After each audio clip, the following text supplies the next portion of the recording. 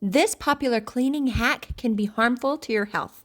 If you have mold growing in your sink, which is not uncommon where the sink meets the counter, a trendy hack is to wet a paper towel in bleach and press it up against the mold and let it sit for hours. This does not work. In fact, it can make your mold worse. The bleach can break down the silicone, allowing more moisture to get in, and the result is more mold. If you need to get rid of mold or mildew, I'm going to show you how to do it properly, but I warn you, this is not a hack. The best way to get rid of mold is to manually remove it, kill any mold spores, and then prevent it from coming back. Now, I know what you're thinking. I would never have mold in my sink. Well, newsflash, it can hide in places where you don't normally look. So if you're just doing your thing, washing your hands like you normally do, and you look down, you may not see it, but lean over a little bit. This is a common hiding spot for mold, so make sure to check that out so that you're not missing anything.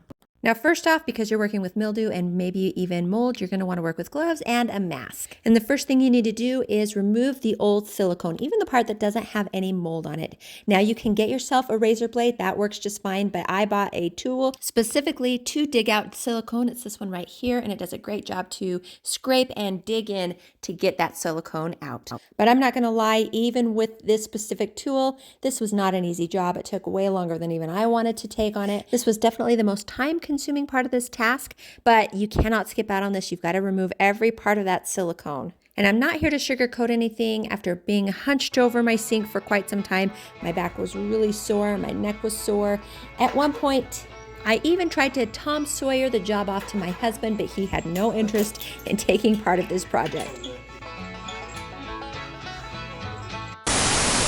Anywho, some parts of the silicone came off more easily and some definitely was harder to remove. But once you have the majority of the silicone removed, grab yourself some sort of silicone and adhesive dissolver. I'm using Goof Off, but whatever you have is fine. And then use a toothbrush to really agitate it through. This just helps to get the last little bit of silicone that was left behind. Also, remember to clean up the silicone in your sink.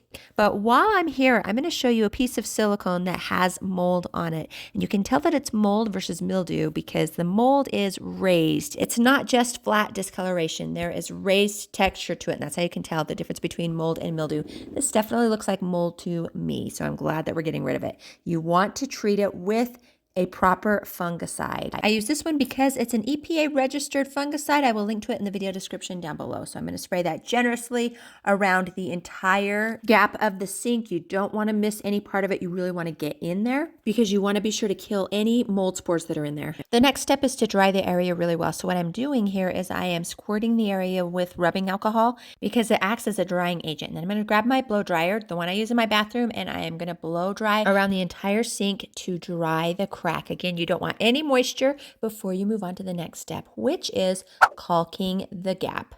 I'm using this advanced silicone brand because it's 100% waterproof and also because it is a mold-free sealant. Now, this next part of the video is supposed to be where I get to showcase my expertise in caulking.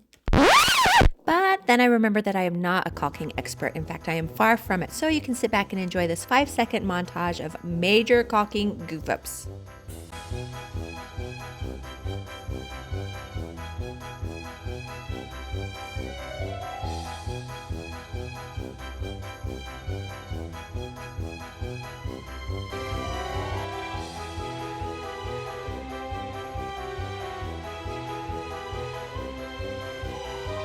By the end, I think I was finally starting to get the hang of it. Yeah, no. But I really think that's okay because this video is not necessarily about how to caulk, but how to get rid of the mold and the mildew. So I hope that this video was helpful for you. And hey, if you do need to know how to caulk, there are plenty of plumber videos out there. Go check some of them out. But as for this video, if you liked it, give it a thumbs up. Remember to subscribe to Clean Freak and Germaphobe and hit the notification bell. Up next, I'm going to show you my video on how to clean your baseboards. This actually is a hack. It's very easy and it works amazingly well. I'm going to link to that right here. Click on that and I'll see you over there.